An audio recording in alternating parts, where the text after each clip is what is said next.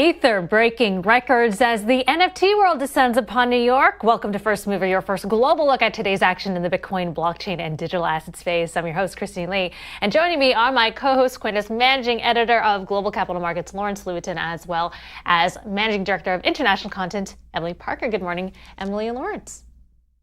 Hey, good morning. Good morning. How are you? Very well, thank you. Well, ETH is having a great run. Let's take a look at Bitcoin first, though. The CoinDesk Bitcoin price XBX index is trading at $62,000 and about 600, down about 0.9% over the past 24 hours. And the CoinDesk Ether price ETX index is at 45.37, making an advance about 2.1% over the past 24 hours after shooting above the 4,600 level earlier. The new DFX, CoinDesk's DeFi index, is trading at 656 points. DeFi is up about 1.7%. The most reliable reference prices for institutions since 2014 are now published under the CoinDesk brand, trusted globally as the leader in crypto news, events, and data. So, Lawrence, that all-time high for Ethereum going at $4,642. Quite a feat for ETH. Yeah, if you look at what it's been over the past year, I mean, people have been talking about Bitcoin this, Bitcoin that, and they're all excited about the fact that Bitcoin went up from, let's say, under 10 grand a year ago to where it is today, 6x. Take a look at an ETH chart sometime, everybody, please. It's like 1,000% up over the past 12 months or so. So, and you really, we talk about it here, obviously. But when you look at the chatter from institutional investors and on, it's always been about Bitcoin and about these meme coins. And in reality, look, ETH is a major currency, and it's been steadily rising and rising and rising. And it has a use case. People are using it. I mean, it has a use case, unless you're a maxi. If you're a maxi, it has no use case, and it's a fraud. But if you're not a maxi and you are somewhat dabbling into crypto, or you're interested, or you have an institutional interest in crypto, then all of a sudden it's like, oh, this is a reasonable cryptocurrency. It doesn't necessarily have to be Bitcoin. The maxi, right. Well, I mean, you can't deny with NFT.NYC in New York right now, I'm just seeing thousands of people just so passionate and collecting NFTs for tens of thousands, millions of dollars, and big lines throughout the city to get access to these talks, these experts, educators, and these parties to understand NFTs. I spoke to a suburban mom the other night who was talking about how she started a collection of 80 NFTs, and she's collecting CryptoPunks. She has 3 daughters. I mean, it's pretty remarkable. Also in New York, we had an election, and Eric Adams won, who's big on crypto. Well, yes, he did say that he wanted to turn New York into a city of Bitcoins. That was pretty much end of comment. We don't really know what that means. I guess the idea is to rival Miami, which is also trying to be the city of Bitcoins. So yeah, I think this is really interesting because he kind of made this really big provocative statement, didn't provide a lot of details. Now he's mayor, so let's see what that actually means. Right. Well, it's all very bullish for the markets. Let's take a look at our crypto markets guest. The Crypto Markets Update is presented by Grayscale, the world's largest digital currency asset manager. All right, joining us now to discuss the crypto markets and more is CoinDesk Index's managing director, Jodie Gunzberg. Welcome to the show, Jodie. Great to have you. So when we take a look at ETH reaching an all-time high last night, over $4,600, what are some of the factors laid out? I see you have 3 institutional factors behind this record-breaking run for ETH. Thanks for having me. And I speak with a lot of institutional investors. And now what I'm finding is after the massive wave of interest and investment in Bitcoin, they're understanding that they need to start diversifying away from the risk of Bitcoin alone. And as the digital assets grow into an asset class, they need more assets. And ETH is one that's captured everybody's attention, not just from its use cases, but that it fills all of the different capital asset classes that they look for. So while the volatility of ETH alone is actually higher than Bitcoin, investors have gotten paid for this risk. I know that you've said, take a look at the charts. The charts are so sky that when you pair them with other traditional assets, it makes everything else look like a flat line. So there is the investors that are getting paid for this risk, and the volatility tends to spike at different times. So they are diversifying by having both ETH and Bitcoin. So, Jodie, that volatility though is on the upside. I mean, when you look at when you calculate a standard deviation, it doesn't matter if it's on the upside or downside, right? So if you see high volatility in this case, it tends to be to the positive.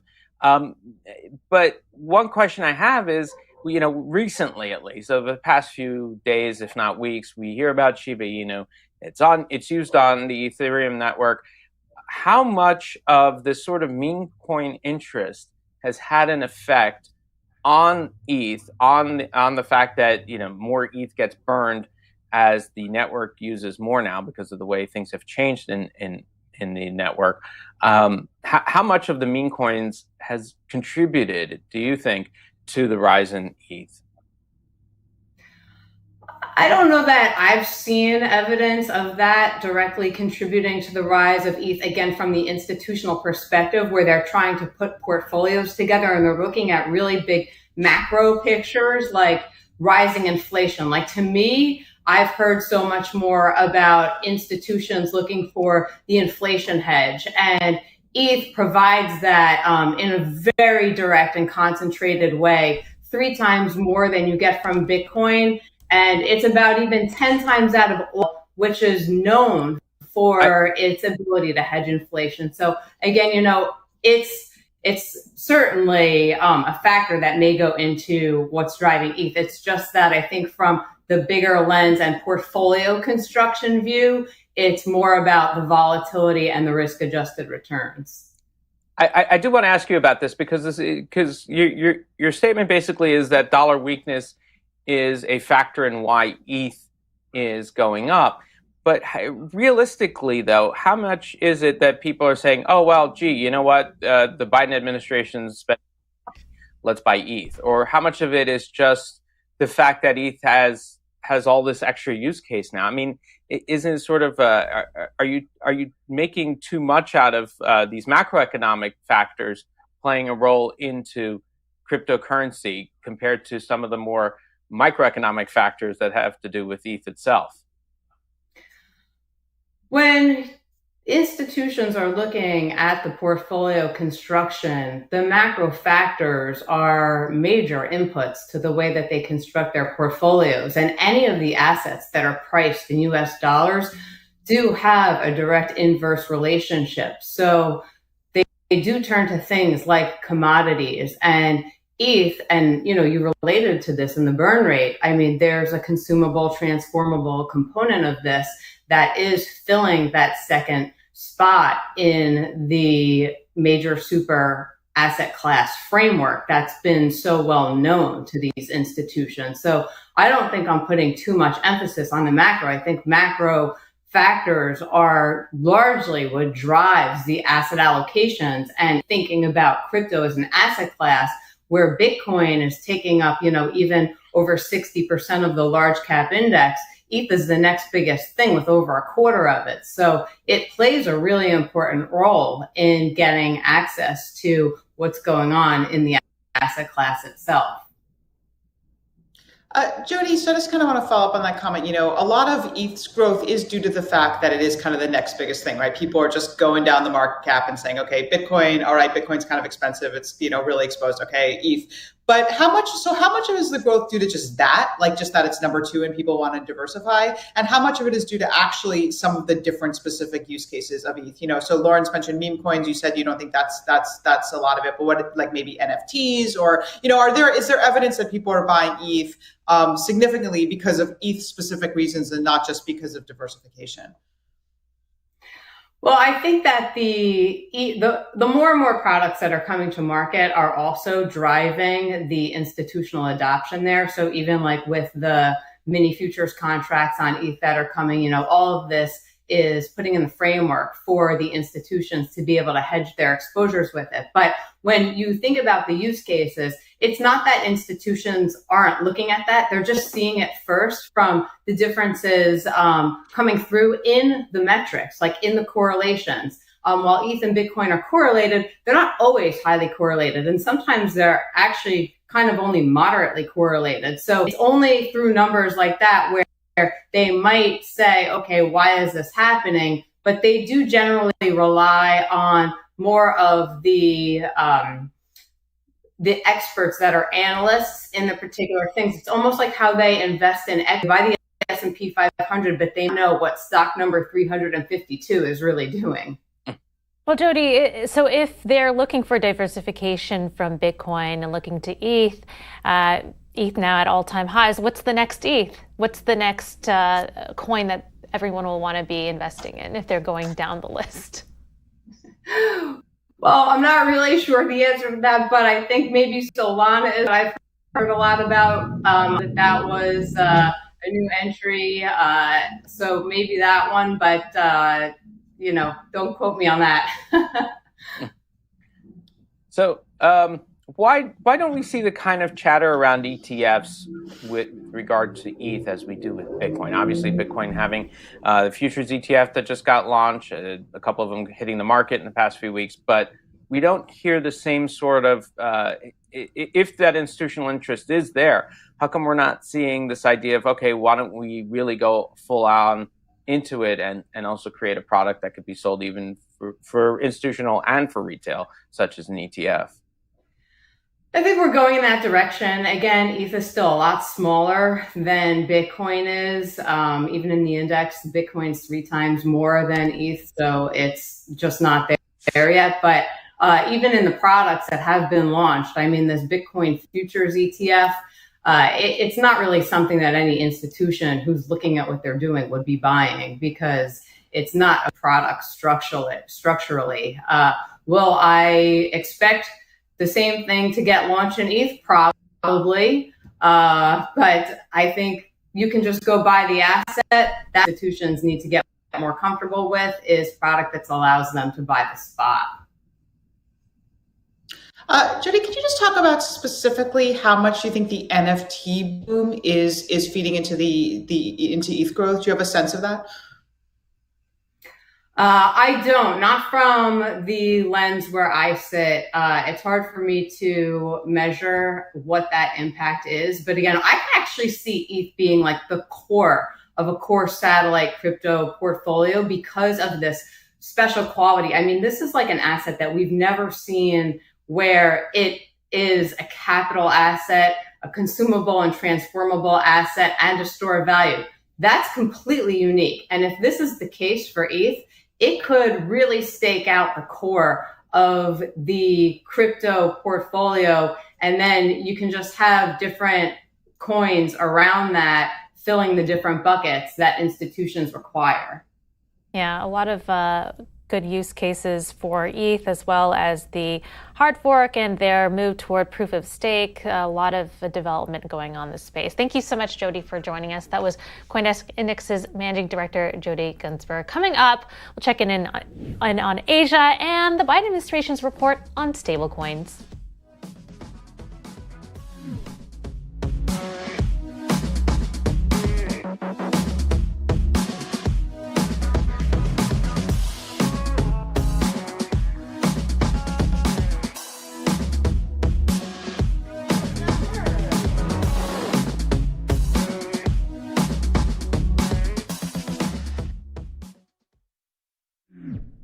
Time now for the daily forecast, an update on what's happening in the Asia crypto markets. Here's Angie Lau of Forecast News.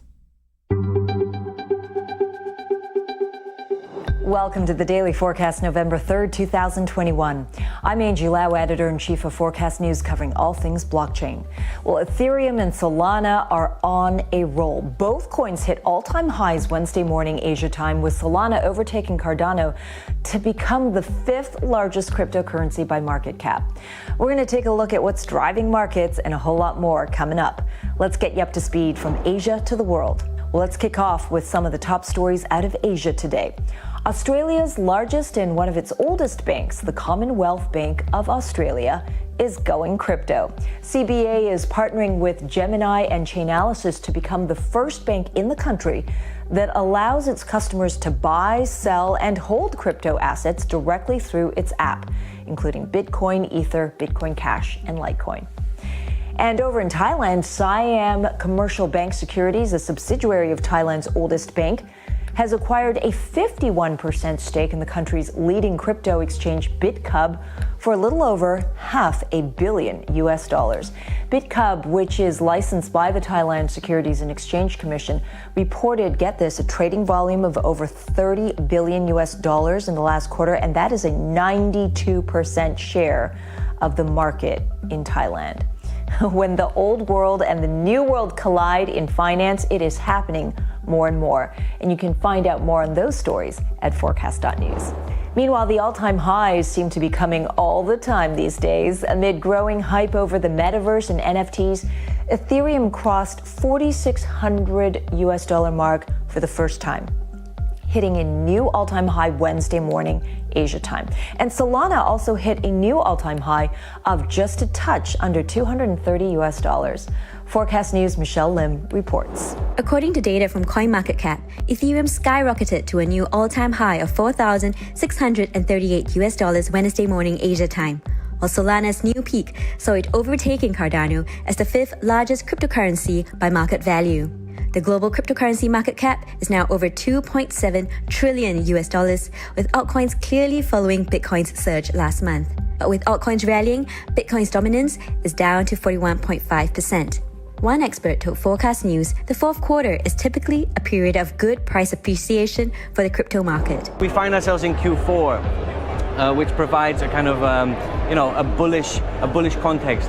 But specifically, I think that, what we saw with Squid Game token, which was a classic rug pull, it will drive people to focus more on quality and longevity, projects that are going to make it and that are not going to scam you, basically.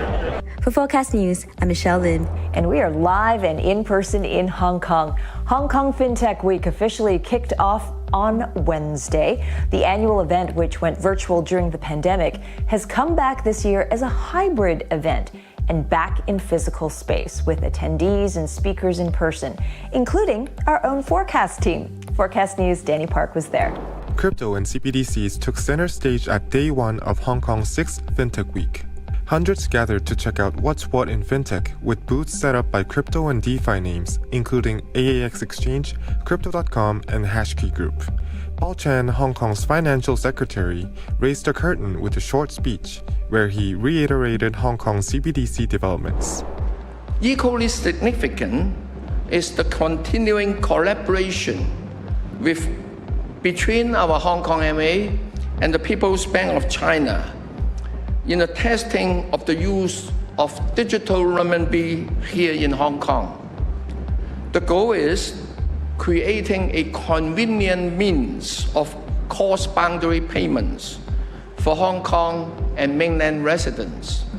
Chen also revealed that the HKMA is looking into issuing its own CBDC for retail use. The event continues through to Friday. For Forecast News, I'm Danny Park at Hong Kong FinTech Week. And by the way, if you happen to be in Hong Kong at Hong Kong FinTech Week, please do drop by the Bitcoin and Beyond area and our summit partner AAX's booth. Top speakers in the world curated for their leadership and all in the same room in our first global virtual summit. Almost 3,000 attendees have signed up for our summit, and we hope that you're going to join us November 9th in the US, November 10th in Asia. And that's the daily forecast from our vantage point right here in Asia. For more, visit forecast.news. I'm Editor-in-Chief Angie Lau. Until the next time.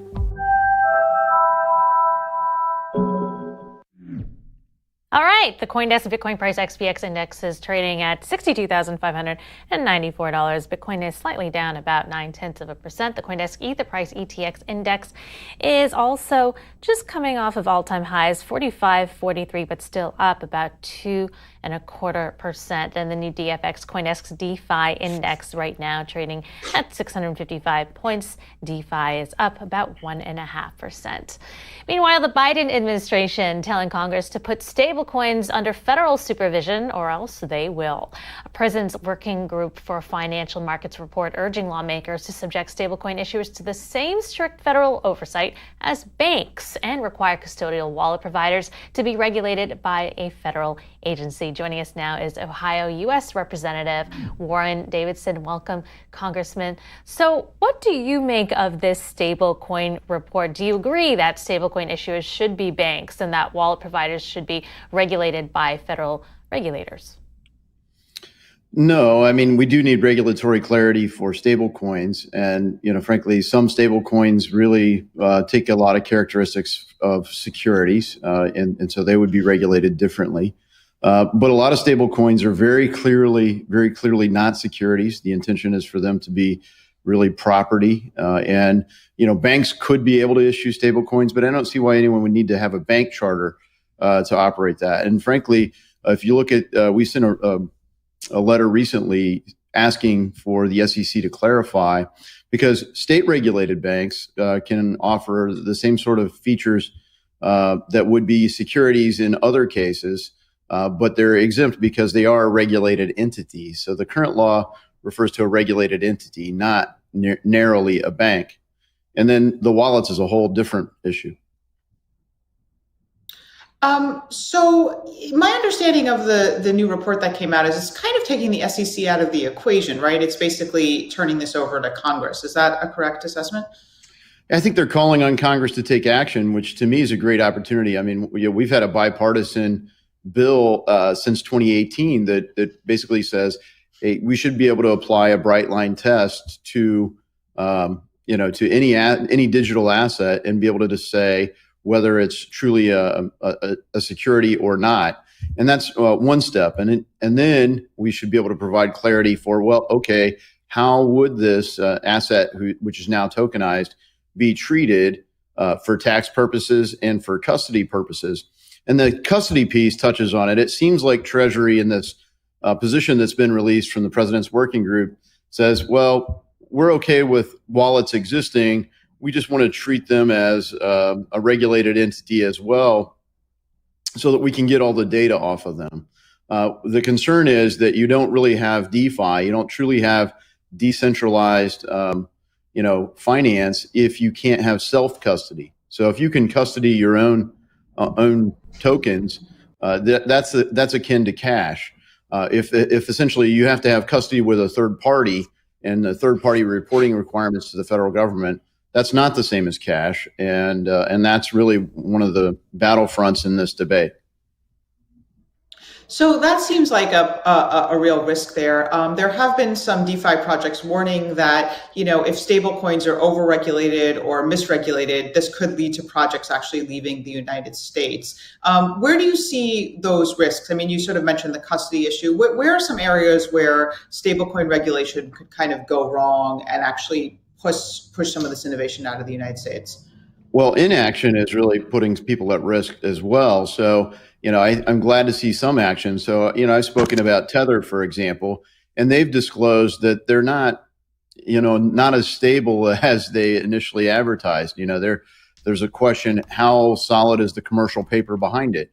If they were treated as a money market fund, for example, you would know precisely what they hold and, what is the risk behind the underlying assets to say, gee, is this really a net asset value style fund? Is it 1-to-1?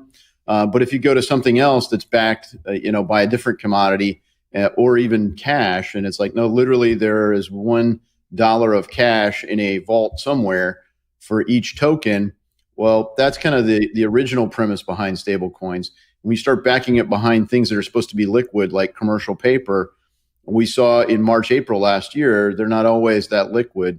And as Evergrande highlights, Chinese commercial paper, which Tether has disclosed they hold, might not be high quality. No, Tether has disclosed they do not hold Evergrande. They have not. No, they didn't say they held Evergrande. They did say they hold Chinese commercial paper. Right. So even that they've been a little bit sketchy about that. Yeah. No, I'm not saying they hold Evergrande. So to be clear, I'm not saying they hold Evergrande. What they did disclose that they hold Chinese commercial paper. We just don't know what it is. Well, I'm curious about your comment. You said that you see stablecoins more as property versus security, but I mean, many folks use it as money, an exchange of a unit of account, a medium of exchange, and a store of value, but you don't see it that way? Yeah, I mean, a stablecoin truly is designed to be essentially cash. It's just a different way to move cash. So, the question is, can you move cash without something being a bank? And of course you can. You look at all sorts of things in America that are money service businesses. There are laws that already apply to that. And we should be clear on which of those laws apply to stablecoins. In my view, a stablecoin shouldn't have to be issued and held by a bank any more than Western Union couldn't move, a store of value from something else. They're not a bank. And there are lots of fintechs that aren't banks and don't aspire to be banks that would be affected by how this goes forward. But the idea that they're moving towards some clarity to me is progress. Is just it could be a setback if they don't get it right.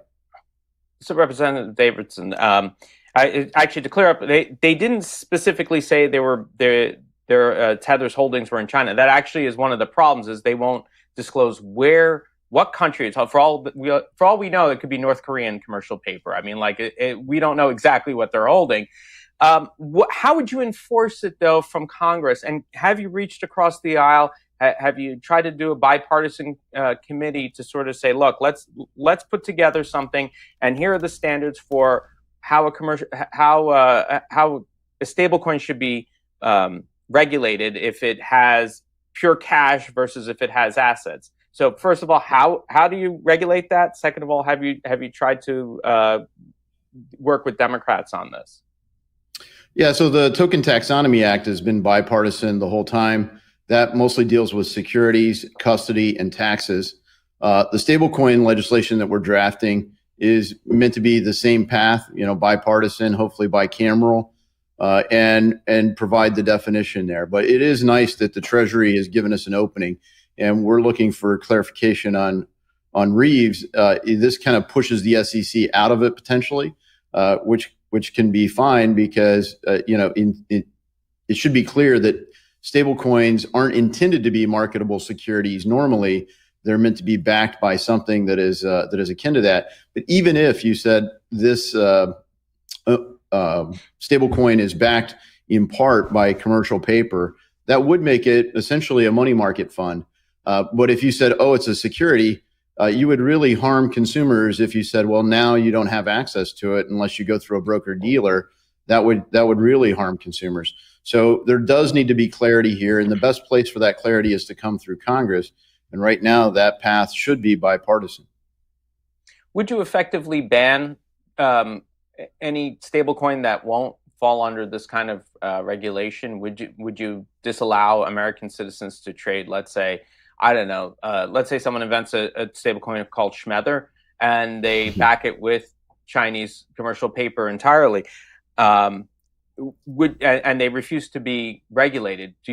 What kind of enforcement do you have for an overseas company to stop it from doing what it's doing? And what sort of ability do you have to stop Americans from trading it ultimately? Yeah, I mean, ultimately, my view is that as long as the disclosure is clear, U.S. citizens should be able to invest in whatever they like with their own money. If you're managing someone else's money, well, you have a fiduciary responsibility, so you'd have some liabilities. And that's where most people have, they're not doing this on their own. They're going through a third party. And when you go through a third party, those are the regulated entities in the United States. If you do it as an individual and you take a risk, well, obviously you don't have the protections of our laws. So one of the benefits of America's legal framework, we don't have anarchy in America. We have a regulated market, and it's attracted more capital than anywhere else in the world because it doesn't have overly burdensome regulation in many areas. It is too burdensome in some, and we can improve our capital markets by, for example, changing the accredited investor rule. Right now, if you're not an accredited investor, many of these products, if they were deemed securities, you'd be violating accredited investor rules. Mm-hmm. Is there motivation in Congress to work together and tackle this new innovation, this new technology, or are things too polarizing? Do you think that there is a way forward? I mean, I believe there's a way forward. Like I said, we've worked on it, a group of us for 3 years now, maybe 4, to try to get to the point we are today. It just hasn't been the biggest priority for Congress. I mean, virtually no congressional district is this going to be the most important issue in the congressional district. But if you look at our financial markets and truly global financial markets, fintech is the dominant area for innovation right now, and crypto is the dominant asset class in fintech. And so, in a bipartisan way, the House Financial Services Committee created a fintech task force. I'm the ranking member, the lead Republican, and Steve Lynch from Massachusetts is the chairman of that fintech task force. So Congress is trying to address it. It's been very slow moving. And frankly, this is a bit of a prompt for Congress to say, hey, y'all better get your act together, and we should. Well, we look forward to that. All right. Thank you so much, Congressman, for joining us. That was Ohio U.S. Rep. Warren Davidson. The CoinDesk Spotlight is brought to you by Nexo, the place to earn on Bitcoin, Ethereum, and more.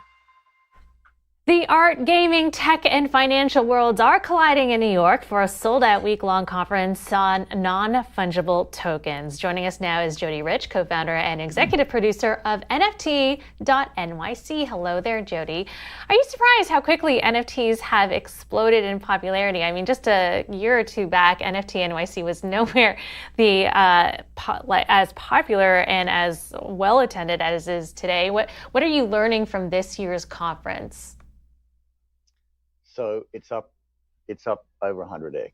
Yeah, the event 2 years ago was 500 people. We have 5,000 people sold out, 3,000 on a wait list, 600 speakers, 500 speakers on a wait list.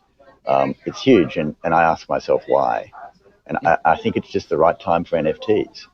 They're tribal, they're collaborative. People receive value by creating them. People are getting tired of the way they can't control their assets inside social networks, and people don't want to be users of things; they want to be creators now. And I think we're seeing an extraordinary shift.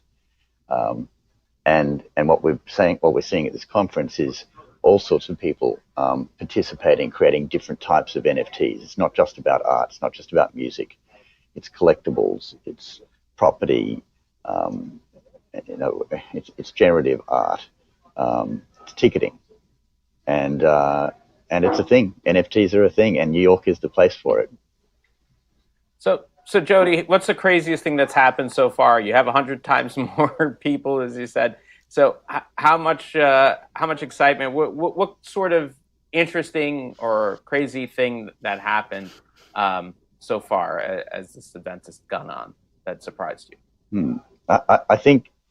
The most exciting thing for me was we were able to take over quite a few of the billboards yesterday morning at 8:30 a.m. on Times Square, and about 500 of us gathered at the Red Steps at the northern end of Times Square and watched thousands of NFTs being displayed on Times Square. Times Square is a canvas for NFTs, and we took over one Times Square and many of the other billboards, and we sat there for half an hour watching. It was so exciting.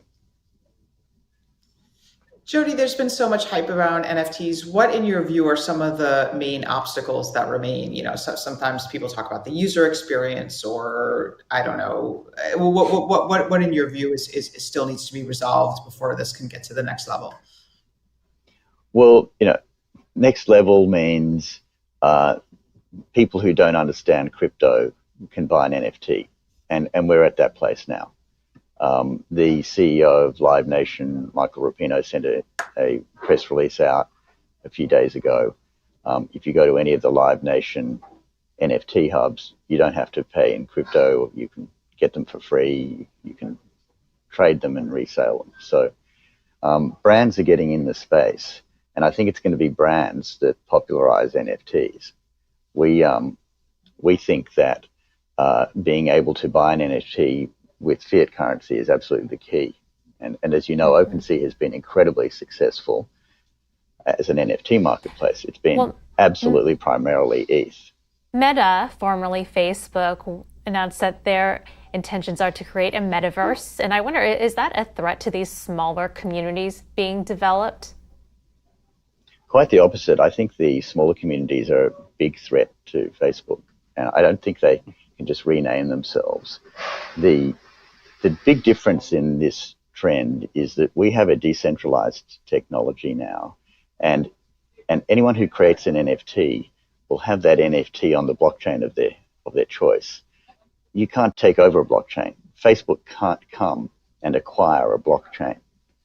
And I think that consumers are going to vote with their feet. They're going to go and create NFTs wherever they want. They don't have to go to Facebook to create it. I think this is the biggest threat to Facebook in Facebook's history.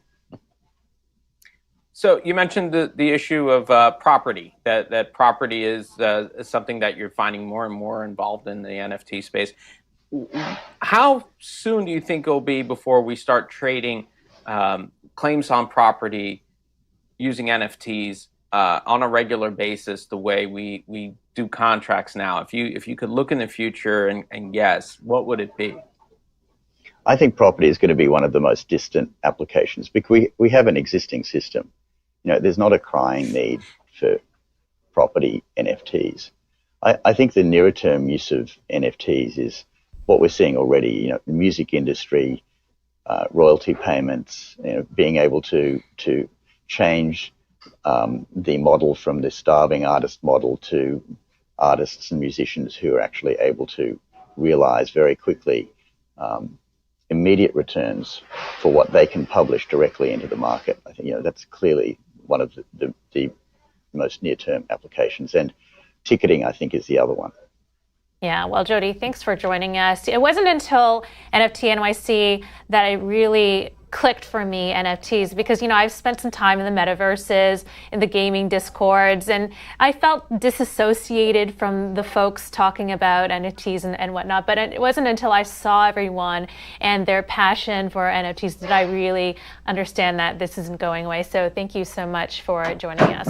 That was Jodie Rich, executive producer of NFT.NYC. Time now to check in with Crypto Twitter with our tweet of the day. And, well, if you were walking through Times Square the other day, as Jodie mentioned, you could catch a glimpse of all the billboards promoting non-fungible tokens. Here's a video clip of some of them in Times Square there with Wild and West NFT tweeting Times Square NFT.NYC showing off NFTs to the world. And that's it for First Mover. Thank you, Emily Parker and Lawrence Lewitton. I'm your host, Christine Lee. I'll be back live at 3 p.m. with All About Bitcoin. Coming up at noon is The Hash. You're watching CoinDesk TV.